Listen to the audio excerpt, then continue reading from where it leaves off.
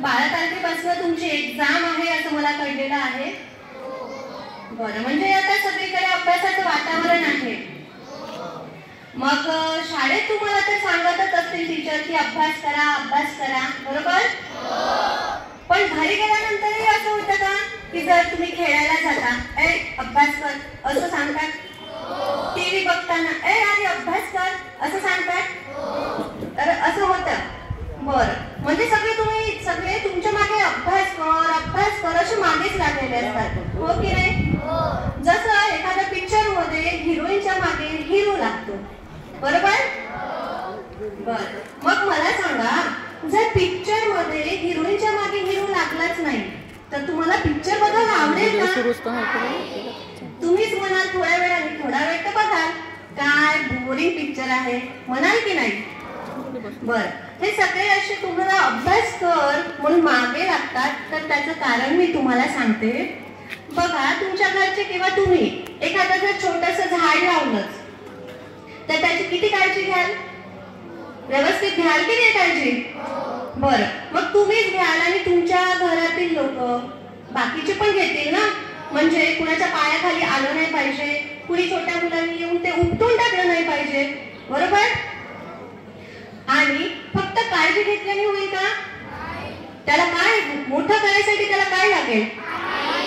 पुन्हा very good, पुन्हा very good. त्याला मोठं करायसाठी आपल्याला पाणी लागेल, खत टाकावं लागेल, सूर्यप्रकाश तर लागेलच. म्हणजे त्याला चांगलं मोठं करण्यासाठी या गोष्टीही गरजेच्या असतात. पण एखाद्या जर झाडाने म्हटलंच तुम्ही कितीही खत पाणी टाका पण मी वाढणारच नाही, मग काय करायचं? मग काय करणार? नुकसान कुणाचं होणार? झाडाचं की तुमचं? तुमचं कसं? झाडाचं. कारण बघा, जर झाड वाढणारच नाही, त्याला फळ फुलं लागणारच नाही, तर त्याला कोणी किंमत देईल का?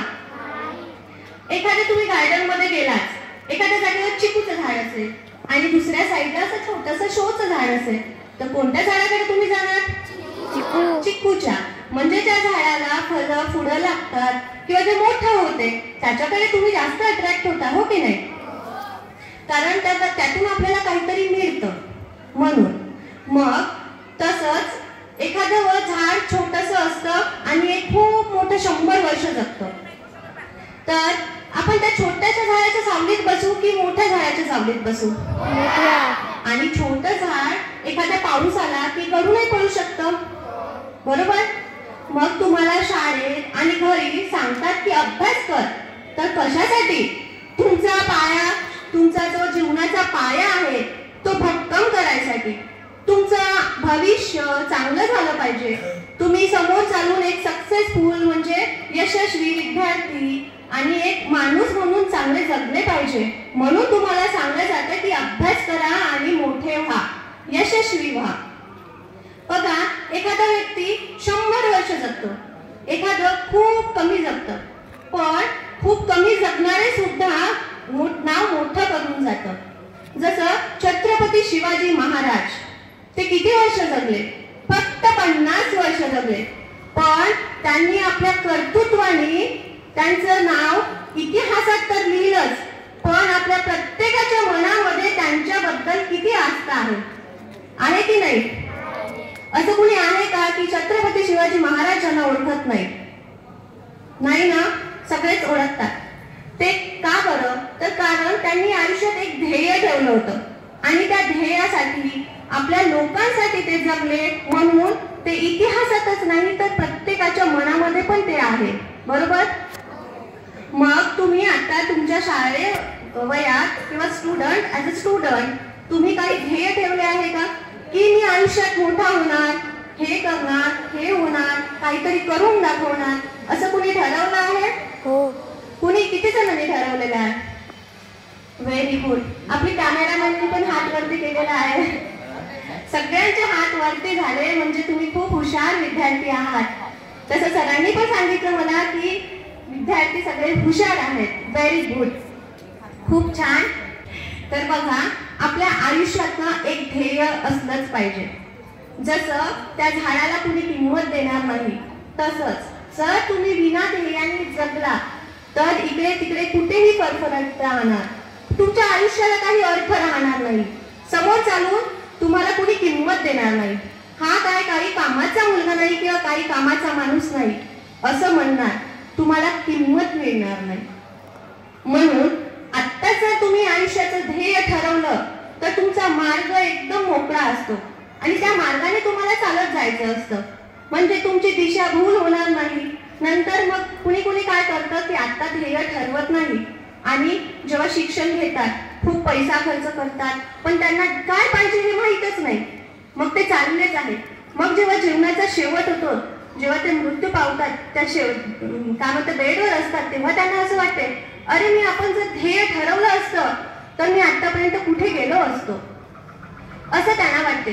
पण त्यांच्या हातात वेळ असते का तेव्हा? मरणाच्या दारात कुणाकडे वेळ नसते आणि एकदा गेलेली वेळ पुन्हा परत येते का? नाही. म्हणूनच ध्येयासोबतच तुमच्या आयुष्यातली जी वेळ आहे ही खूप महत्वाची आहे. ऍज अ स्टुडंट दिवसभराचा वेळ आहे तर तुम्ही ब्लॉक करून ठेवायचा. ब्लॉक कशामध्ये? तर असं ठरवायचं की सकाळला 2 तास अभ्यास, दुपारला थोडं असाइनमेंट किंवा बाकीचं स्कूल राहतेच, सायंकाळला 1 तास अभ्यास आणि 1 तास तुमची हॉबी जी काही असेल ती महत्वाची आहे तर ही हॉबी जोपासायचीच नेहमीच. आणि मग या जर टाइम शेड्यूलनुसार तुम्ही चालला तर तुम्ही आयुष्यात खूप समोर जाल. कुणी कुणी तुमच्या दिवसाचा टाइम टेबल ठरवलेला आहे? Very good. पुन्हा म्हणजे एकमेकाचा हात बघून वरती हात नका करू, एकमेकाचा हात बघून वरती नाही करायचा. ज्यांनी ठरवलं ते खूपच चांगली गोष्ट आहे.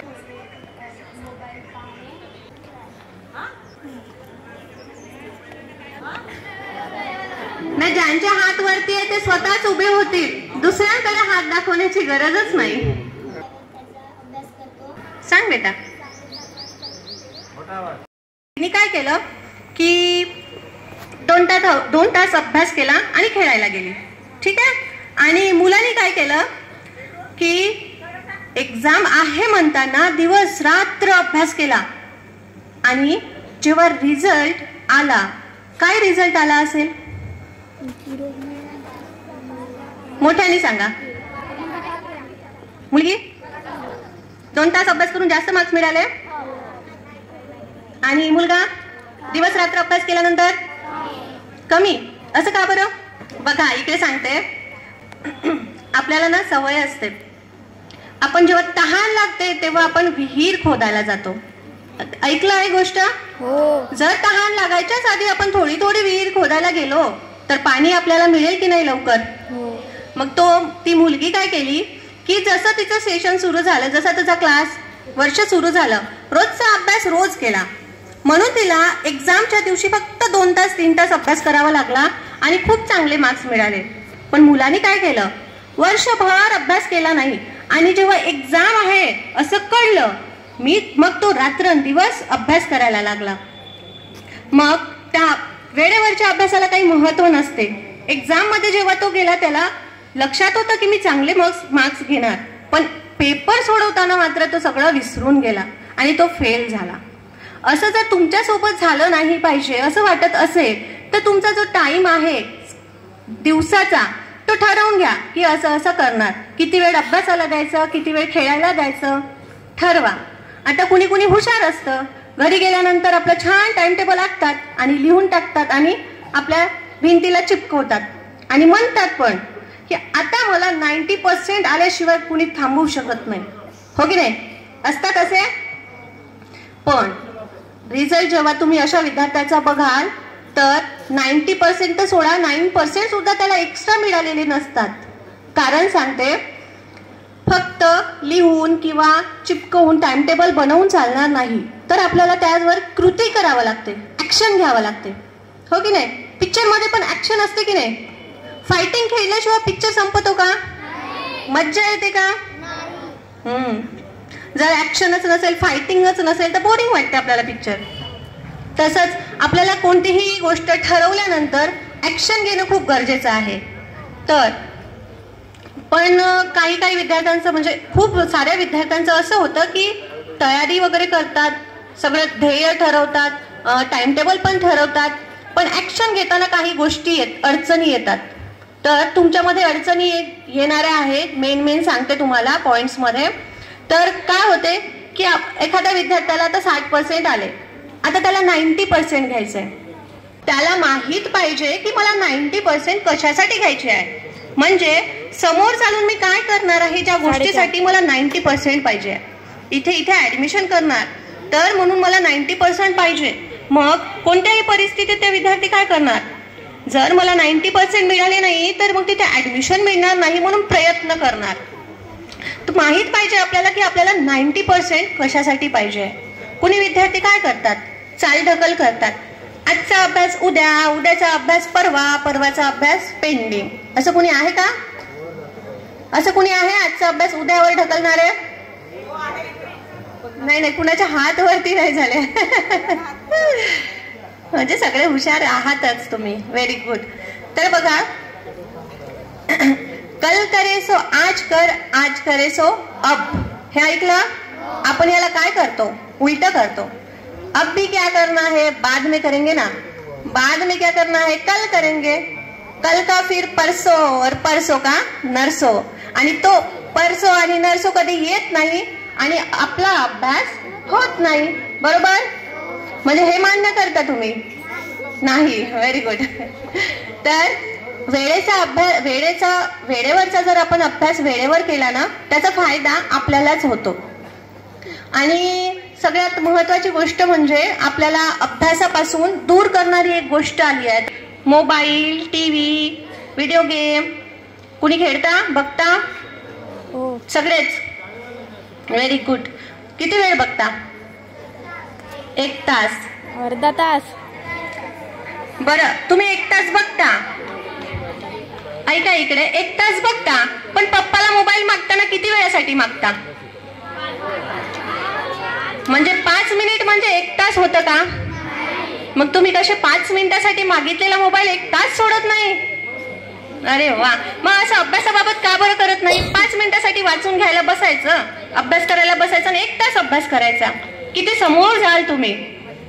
म्हणजे 1 मिनिटासाठी मागितलेला, पप्पाजी 1 मिनिटासाठी मोबाईल द्या ना. माझ्या मुली तशाच करतात, मम्मी 1 मिनिटासाठी मोबाईल दे ना ग. आणि 1 मिनिटाचा 1 तास कधी होते ते कळत नाही. यात तुमची चूक नाही, कारण ते मोबाईलमध्ये जे पिक्चर्स बघतो ना, ते आपल्या ब्रेनला खूप अट्रॅक्ट करतं आणि त्या याच्यात वेळ कधी निघून जाते ते आपल्याला कळत नाही. मग जेव्हा आपल्याला कळतं की 1 तास निघून गेला, तेव्हा म्हणतो अरे अभ्यास तर करायचा राहूनच गेला. हो की नाही? बरोबर आहे? मग आपली चिडचिड होते.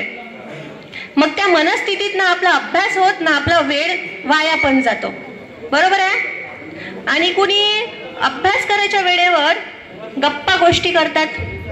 गप्पा गोष्टी करणारे आहे का? आहेत. बघा, जर अभ्यासाच्या बाबतीत असेल किंवा मला किती अभ्यास करायचा आहे, तुझा किती अभ्यास झाला, माझा किती झाला ग, असं जर एकामेकांशी डिस्कस केलं तर चांगली गोष्ट आहे. पण अभ्यास व्यतिरिक्त जर तुम्ही बाकीच्या गप्पा गोष्टी करत असाल तर तुमचं यश तुम्हाला कधीच मिळणार नाही. बरोबर? बरोबर की नाही? की यश मिळेल? अभ्यास न करता यश मिळेल का कुणाला? म्हणजे जेवढे तुम्ही आजची एकाची गोष्ट चालढकल कराल किंवा मोबाईलमध्ये याच्यामध्ये वेळ घालवाल, तेवढाच तुमचा अभ्यासाचा वेळ वाया जाईल. म्हणून ठरवून घ्यायचं की आज मी फक्त दिवसाचे 15 मिनिटं, म्हणजे तुम्ही बंद तर नाही करू शकणार, पण 15 मिनिटं ते 20 मिनिटं मोबाईल बघणार. त्याच्या व्यतिरिक्त 1 सेकंद सुद्धा मोबाईल बघणार नाही. आणि ही हॅबिट तुम्ही जर आत्ता लावली ना, तुमच्या भविष्यासाठी खूप चांगली आहे. त्याच्यामुळे ती हॅबिट आत्तापासून लावण्याचा प्रयत्न तुम्ही करा. कुणाला पटतंय जे मी सांगत आहे? सगळ्यांनाच. म्हणजे ज्यांनी हात वरती नाही केला असाच हात आहे, कुणाचा असाच हात आहे. त्यांना पटत नाही की 20%, 50%, 90% असं काही आहे? म्हणजे आता सगळ्यांचे हात वरती झाले, सगळ्यांना 100% पटलेला आहे. बरोबर?